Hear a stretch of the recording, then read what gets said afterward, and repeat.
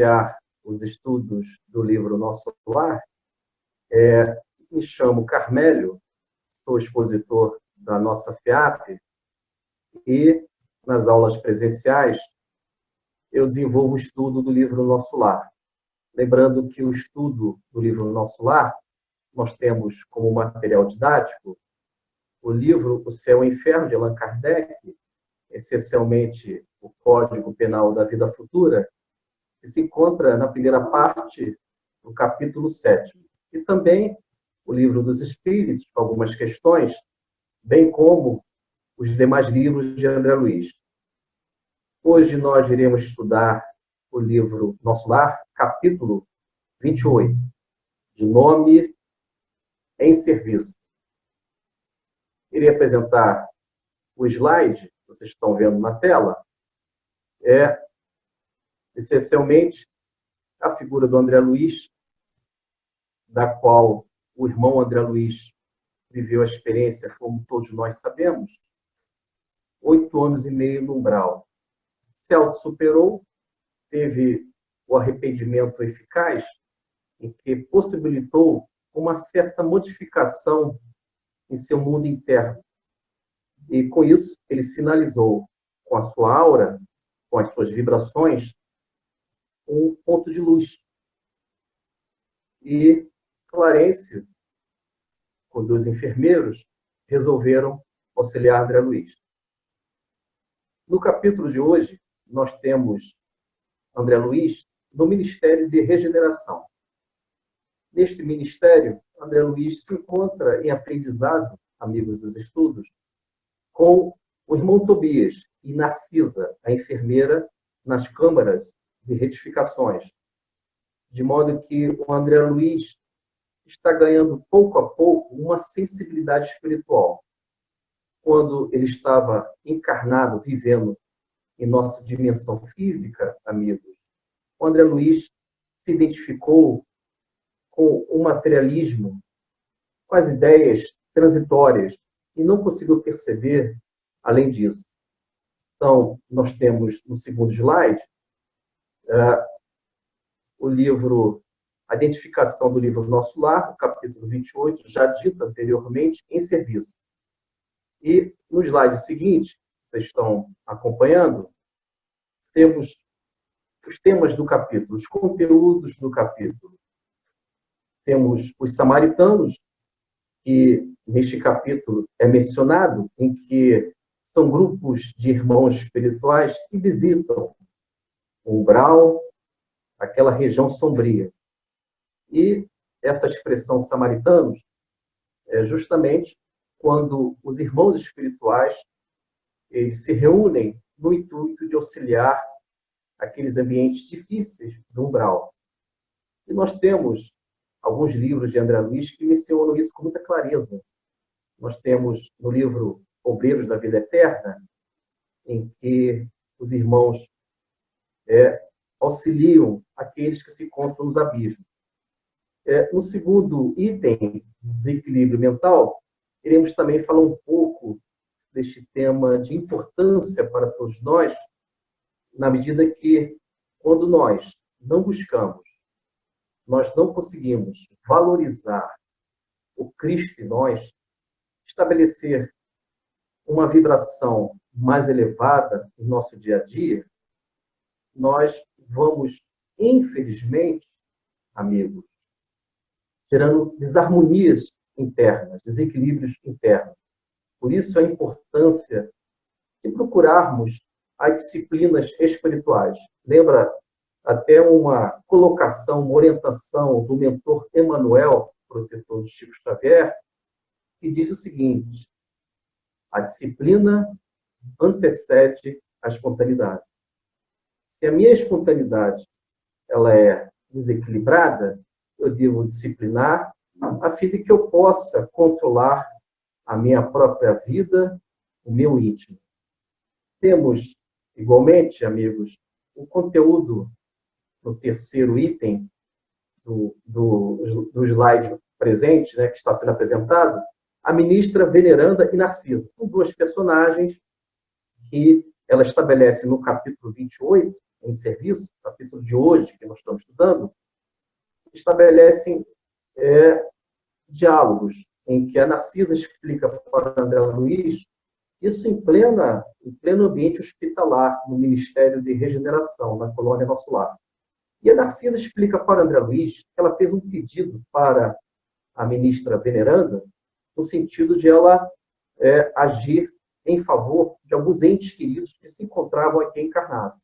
Esse pedido foi analisado pela veneranda, é uma sábia, e ela orientou o seguinte, que a Narcisa, naquela oportunidade, ela necessitava de 10 anos em atividades naquele ambiente hospitalar, naquelas enfermarias, no Nosso Lar. Ela até então se sentiu contrariada, mas depois, ela explicando ao André Luiz, realmente ela necessitava, ela precisava desta experiência. Bom, diante desse conteúdo, nós podemos meditar e analisar que o mérito, ele antecede os nossos pedidos. Nós precisamos racionalizar a nossa fé para que o nosso desejo não seja algo aleatório. Tem que haver uma certa razão e sentido naquilo que nós buscamos diante da vida. E outro item que nós iremos estudar é viver é algo diferente de existir. É muito importante este item, porque, na realidade, é uma colocação de Emmanuel, que se encontra no livro Palavras de Vida Eterna, no capítulo Existimos. E Emmanuel explica que existir, todos nós existimos. A pedra existe, a planta existe, mas viver é algo diferente de existir. Por que eu estou colocando este tema? Porque vamos considerar que os irmãos que se encontram doentes nas enfermarias, necessitando de amparo, e alguns deles deformados em seus perispíritos, eles só existiram, não foram além desse comportamento mental, dessa opção de vida. Mas quando você procura evangelizar, se equilibrar, desenvolver introspecções, silenciar para evitar aqueles velhos impulsos, procurar entender os sinais da vida. Você sai da esfera do existir, com uma relação puramente material, corporal, e passa a estabelecer a vida em abundância que o Senhor Jesus menciona no Evangelho de São João. Ele diz, vim para que todos tenham vida, e vida em abundância. Então, amigos dos estudos, vamos avançar no slide. Temos agora no slide a respeito de um fragmento do capítulo. Da nossa dinâmica dos nossos estudos presenciais, eu trago um fragmento, um trecho do capítulo, no caso hoje é o capítulo 28, de nome Em Serviço, a fim de que possamos entender aquele ambiente em que André Luiz está vivendo. E neste fragmento, neste trecho, temos no capítulo 28, a seguinte narração de André Luiz. Lembrando que o André Luiz se encontra com Tobias, Narcisa, nas câmaras de retificações, enfermarias, pavilhões, dos quais estão repletos dos irmãos doentes que saíram do umbral, desencarnaram nessas condições e necessitam deste amparo. E os samaritanos, eles estão fazendo incursões na região do umbral, naquele ambiente trevoso. E eles conseguiram recolher alguns irmãos. E eles conversam com o irmão Tobias através de um receptor, de um rádio, de um aparelho de comunicação, dizendo as seguintes palavras. Muito trabalho nos abismos da sombra. Foi possível deslocar grande multidão de infelizes. Estas foram as expressões dos samaritanos conversando com Tobias. Então, vejamos, amigos, o umbral estão repletos de irmãos infelizes, dos quais precisam superar eles mesmos. É o livro Céu e Inferno, está logo nessa parte, digo, anterior, né? Nesse slide presente, não essa apresentação que estamos vendo, mas anterior, essa anterior é a parte do rodapé desta arte, desse slide, está lá, livro Céu e Inferno, Código Penal da Vida Futura, item 16. Aí nós estamos fazendo as correspondências dos conteúdos do livro Nosso Lar com o livro Céu e Inferno, a obra clássica do Espiritismo, presidido pelo professor Allan Kardec. E neste código, temos o item 16. Esse item 16 ele é muito importante, porque nos dá as condições para que possamos recomeçar, superar os obstáculos que criamos na vida. Então, quando os samaritanos, eles amparam, eles retiram irmãos infelizes do umbral, eles não fazem isso de forma aleatória. Existem procedimentos dos quais eles precisam alcançar. Então, no item 16, diz o seguinte, segundo Allan Kardec, que codificou várias orientações dos irmãos espirituais, dos irmãos superiores, explicando a respeito de como proceder na vida.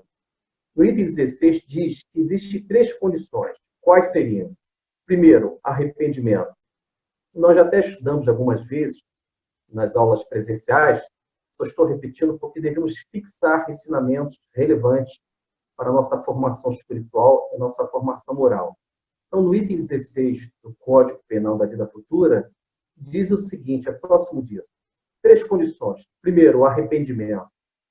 O arrependimento, ele permite que nós tenhamos o discernimento, avaliar o acerto e o erro no meu mundo interno, na minha formação mental, nas definições que eu desenvolvo ao longo da vida. Eu preciso entender que este arrependimento ele só nasce quando eu consigo avaliar, examinar que naquela questão da vida eu preciso melhorar, superar. Então, o arrependimento ele gera esse contraste de algo errado em nós. E quando estes irmãos se encontram no umbral, naquela região das trevas, quando eles fazem uma oração, quando eles conseguem desenvolver este remorso, esse arrependimento, eles sinalizam na sua aura algo diferente, um ponto de luz. Eis aí o arrependimento eficaz. A segunda condição é a expiação. Uma vez que eu entendi que eu tive um equívoco, eu preciso recomeçar. E aí, expiar é a necessidade de eu superar velhos capítulos não resolvidos em mim mesmo. De modo que eu preciso superar aquele obstáculo que eu não consegui suplantar. A expiação é o resgate. E a reparação, que é a última condição do item 16 do Código, diz o seguinte, reparação. Eu estabeleço afeto naquele ou naqueles que eu não consigo estabelecer uma relação amistosa. Então, é na reparação, segundo São Luís, que eu vou diluindo, anulando os efeitos do passado. Na reparação, eu consigo desenvolver um certo afeto e vou superando estas fases dos meus ciclos evolutivos. Avançando no slide, temos agora um slide importante, é justamente esse que eu estou trazendo do livro No Mundo Maior, capítulo 7º, Processo Redentor, que este capítulo ele coincide com os conteúdos do capítulo de hoje que nós estamos estudando, que é o livro Nosso Lar, capítulo em serviço. É interessante informar para todos que quando nós não aceitamos, negamos as leis divinas, eu estou me afastando de uma felicidade. Se eu me aproximo das leis divinas, segundo a questão 614 do Livro dos Espíritos, Amigos dos Estudos, eu desenvolvo uma certa harmonia interna. O que hoje me gera uma incerteza, entendendo os sinais divinos, as leis naturais, eu consigo estabelecer esta harmonização, compreendo que algumas situações da vida requer virtudes, que é a paciência. Então, eu recomendo para os nossos estudos que vocês façam, por gentileza, uma consulta à questão 614 do Livro dos Espíritos, porque diz em sua resposta que nós só seremos infelizes quando nós vivermos um certo afastamento. Esse afastamento das leis de Deus vão gerar infelicidade. Quando me aproximo em atos, pensamentos e atitudes, eu consigo estabelecer uma felicidade, porque eu estou mais próximo de um equilíbrio em que o universo, a vida maior, eles estabeleceram para todos nós. Então, neste capítulo do livro do Mundo Maior, que tem uma correspondência com o capítulo 28, que nós estamos estudando do livro Nosso Lar, diz o seguinte, a respeito da alienação. Devemos lembrar que tanto o capítulo 28, 27 e 26, André Luiz, no livro Nosso Lar, ele se encontra nas câmaras de retificações. E estes ambientes, existem diversos irmãos que saíram do umbral com deformidades no perispírito, quais sejam. Pode ser licantropia, que quando o perispírito ganha forma de lobo, pode ser a zoantropia, quando o perispírito ganha formas de outros animais, ou ovoide, e assim vai, amigos. Então, a situação é séria naquele ambiente. Mas como é que eu vou deformando o meu perispírito? É quando eu defino a vida em bases limitantes em termos evolutivos. Eu não consigo ter o toque do Evangelho do Mestre Jesus. Jesus, na sua beleza espiritual, ele mencionou a respeito da porta estreita e a porta larga no seu Evangelho. A porta estreita é quando eu estabeleço essa preocupação de ganhar uma beleza espiritual, uma estética divina. Quando eu tenho vontade de trazer aquele velho comportamento, aqueles impulsos de vidas passadas, ali eu faço um freio heróico. Eu evito de gerar velhos padrões na vida atual. Eis aí a porta estreita.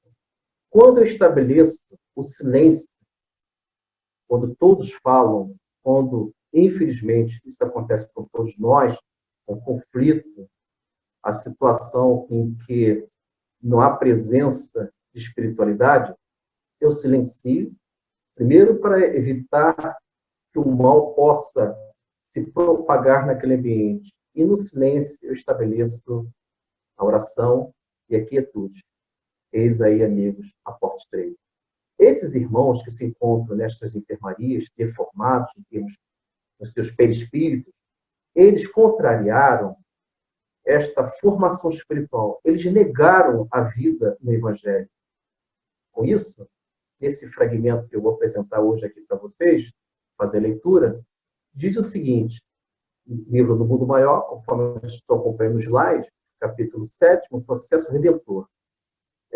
O André Luiz, ele assim indaga ao Calderaro a respeito daquelas situações que ele está vendo naquele ambiente. Ele diz o seguinte, dirigia ao assistente um olhar interrogativo, e Calderaro informou, a maioria dos casos de alienação mental decorrem da ausência voluntária ou involuntária da alma à realidade.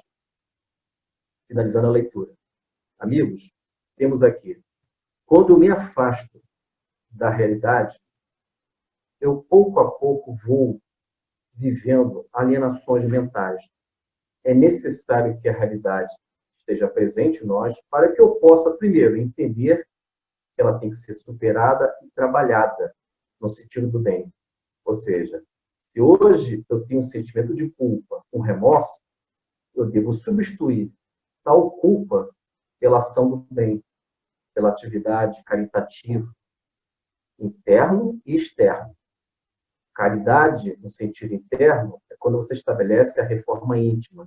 Você torna-se amável, você torna-se flexível, paciente. Eis uma caridade interna para você mesmo e para aqueles que vivem com você. Então, vamos para o slide seguinte, e avançando em nosso estudo de hoje. Lembrando, nós estamos estudando o livro do Nosso Lar, capítulo 28.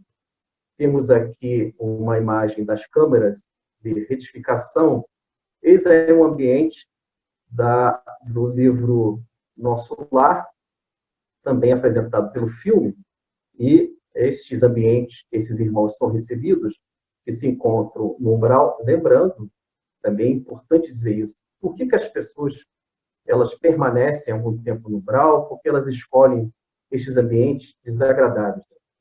Realmente deixa todos nós perplexos. Primeiro, o umbral não é somente um ambiente geográfico, não é um mundo externo.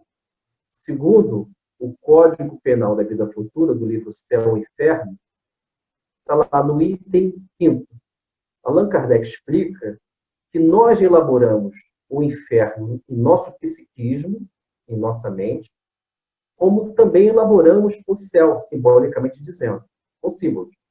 Se eu vivo uma vida desconcentrada no bem, não procuro perseverar nos caminhos que levam à porta estreita do Evangelho do Senhor Jesus, eu estou naquela confusão mental e de forma contínua, uma vida por inteiro, ou vidas, eu estou estabelecendo um certo inferno, simbolicamente dizendo. Eu estou confuso. Então, este momento de confusão mental, eu também vou plasmando em minha aura este ambiente do umbral, sombrio, sem alegria de viver. Da mesma forma, no sentido inverso, é claro, o céu. Se eu sou otimista, vibrante no caminho maior e tento estabelecer a paz interna, amigos dos estudos, eu estou desenvolvendo no meu psiquismo este paraíso simbólico. Consigo conter os meus impulsos. Eu evito o primeiro impulso. E nós já estudamos algumas vezes, nas aulas presenciais, vocês devem lembrar, a questão 463 do Livro dos Espíritos. Allan Kardec pergunta ao espírito superior se o primeiro impulso ele é aceitável, se é recomendável. A resposta, de forma muito sábia, diz o seguinte, que o primeiro impulso ele não é aceitável e, porventura, pode ser o primeiro impulso de uma sugestão perigosa. Então, depende da nossa natureza. Então, o primeiro impulso, segundo a resposta, dependendo da natureza do espírito, se for um espírito bom, o primeiro impulso ele é aceitável, recomendável. Mas se, porventura, todos nós vivermos os descuidos da vida, esse nosso primeiro impulso pode ser uma atitude lastimável e pode complicar as nossas programações enquanto espírito encarnado. Então, vamos avançar no slide, amigos dos estudos. Temos aqui no slide seguinte o perispírito. Vocês estão acompanhando esse estudo virtual à distância. Essa gravura eu já apresentei nos nossos encontros na FIAP, segundas-feiras, a partir das 17 horas. O perispírito são configurações simples, desenhos simples, mas aqui temos informações importantes. Então, vejamos aqui, no perispírito, essas duas figuras. Vamos aqui na figura 13A. Temos aqui a aura, que são as emanações dos nossos pensamentos, das nossas atitudes diante da vida. Temos o corpo astral, que é o corpo que vai sobreviver, subsistir após a morte do corpo físico, do corpo orgânico, e ele permanece na vida espiritual. E o duplo etérico, conhecido por todos nós, que se desfaz quando deixamos a vida material. Mas o importante é que nós só iremos conseguir obter, alcançar a estética divina quando nós desenvolvermos a beleza e os princípios do Evangelho do Mestre Jesus e demais segmentos da luz. Quando eu defino a vida, conceituo a vida de forma equilibrada, há uma sinceridade, um esforço, uma honestidade intelectual, no sentido de eu tentar alcançar as vias da luz, eu consigo embelezar a minha aura. O meu perispírito ganha luz e passa a ter uma estrutura de imortalidade. Mas no inverso, quando eu não consigo desenvolver uma finalidade maior na vida enquanto encarnado, o meu perispírito ele vai ganhando uma estrutura assim, precária, uma estrutura não ideal, e ele vai ganhando aspecto de fealdade. Estou falando isso porque, lembrando que no capítulo 28, o André Luiz, Narcisa, o irmão Tobias e demais irmãos estão recebendo esses irmãos desequilibrados, seus perispíritos deformados. Então, quando nós definimos a vida de forma prudente, harmônica, estou me embelezando espiritualmente. Vamos avançar no próximo slide, amigos dos estudos do livro Nosso Lar. Temos aqui um material importantíssimo. Já conhecido por todos nós, se encontra no livro No Mundo Maior, no capítulo A Casa Mental. O Calderaro é o mentor que orienta o irmão André Luiz neste livro. Também faz parte da série André Luiz. Segundo Calderaro, a nossa mente, e já estudamos a respeito disso por diversas vezes, a nossa mente ela é classificada de forma bem didática, como se fosse uma casa de 3 andares. Temos o porão, onde se encontram o nosso inconsciente, nossas vidas passadas. Lembrando que as nossas vidas passadas temos várias personalidades em que existem ali hábitos, alguns aceitáveis, outros não. Eis aí o discernimento, a meditação, o autorrecolhimento, para que possamos entender que nós não temos uma única vida, temos diversas vidas. E algumas delas talvez estejam fixadas na Idade Média, numa situação desarmônica, e ela pode se apresentar aqui e agora. Se ela se apresentar de forma moderada, acrescentando os meus ciclos evolutivos, ótimo, mas nem sempre isso acontece. Aquela velha impaciência, aquela irritação, pode ser uma visita de um hábito, de uma personalidade desequilibrada que eu preciso superar, suplantar. E no segundo andar da casa, que é a sede do consciente, que é o presente, é o esforço à vontade, eis aí a chave da nossa vida. Hoje, agora, nós podemos alcançar a beleza espiritual, sentir o Evangelho de Jesus, tomando os nossos lábios, o nosso olhar, viver como Jesus mencionou no seu Evangelho. Seja você o sal da terra, a luz do mundo. Isto é, sal da terra, seu tempero do bem nas relações sociais, na vida. E a luz, ela é importante porque quando nós conseguimos alcançar um pouco da luz, a gente consegue dimensionar as nossas necessidades. Porque com a luz, você pode perceber as suas sombras. E ao perceber as suas sombras, você tem a realidade da sua situação e com isso você pode suplantar, superar. E temos aqui no terceiro andar o sótão, que é justamente esse terceiro andar, o material divino em nós, o material divino, a nossa angelitude, que se encontra, às vezes, adormecida, às vezes nós conseguimos despertar um pouco dessa angelitude quando nós vivemos no caminho do bem, a oração, a disciplina, procurar sempre ser útil, desenvolver os valores do cristianismo primitivo. Este conteúdo é importante porque os irmãos que se encontram nas enfermarias, na colônia espiritual Nosso Lar, no setor das câmaras de retificações, eles optaram de ficar somente no porão, ou seja, no passado. Eles ficaram nesse passado em hábitos, eles estão reproduzindo, eles estão reiterando, infelizmente, podemos viver esse tipo de tendência, inclinações, arrastamentos, nós estamos repetindo velhos padrões. Talvez o nosso nome, claro, sem dúvida alguma, nesta encarnação, é um outro nome, um outro corpo, mas talvez o nosso olhar, a nossa forma de ser, o nosso emocional, talvez seja de 1000 anos atrás, com aqueles velhos comportamentos que precisamos superar. Então, amigos dos estudos, nós estamos finalizando o nosso encontro de hoje. É importante dizer que esse encontro ele nos fortalece, porque uma vez que eu consigo desenvolver a resistência do bem, avançar em espiritualidade, entender que existe o princípio da sequência, princípio de sequência, ou seja, a natureza não dá salto.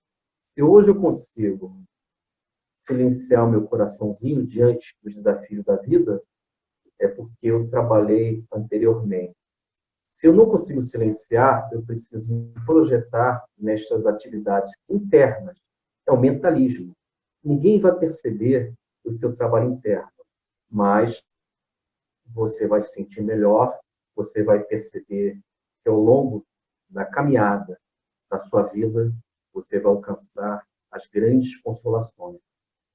Então, amigos dos estudos, vamos perseverar no caminho do bem, lembrando, já finalizando as minhas palavras, temos o Evangelho do Senhor Jesus, de uma beleza espiritual, em que o Mestre Jesus, a pedido de Maria e Marta, as irmãs de Lázaro, está nos Evangelhos, Lázaro viveu aquela aparente morte, sabemos, aquela aparente morte. Jesus, além do fato ocorrido, temos o valor simbólico, temos ali conteúdos belíssimos. O Lázaro, na gruta, naquela aparente morte, representa, de alguma forma, todos nós, quando não buscamos a luz maior. Nós vivemos numa gruta, numa caverna, em que nós negamos a luz que pode se apresentar na saída da caverna. E Jesus, ao se apresentar ao Lázaro, eis aí o terceiro andar da casa mental do livro do Mundo Maior. Jesus representa a angelitude em nós. Então, quando o meu Cristo interno, ele estabelece esse diálogo, chama diálogos das profundezas, em que eu vou despertando, eu vou acordando, eu vou permitindo que esta angelitude, esse Deus interno, ele aconteça. O Lázaro, que representa essa falta de luz, esse mundo sombrio, que é o desconhecimento da verdade, eu vou, em Jesus, em Cristo interno, eu vou superando o Lázaro em mim. Em um dado momento, eu vou aclamar, eu vou dizer para mim mesmo, na caverna do meu ser, como assim fez Jesus ao Lázaro: eu sou a ressurreição e a vida. Aquele que crê em mim, mesmo morto, viverá. Fiquem na paz, que Jesus nos abençoe.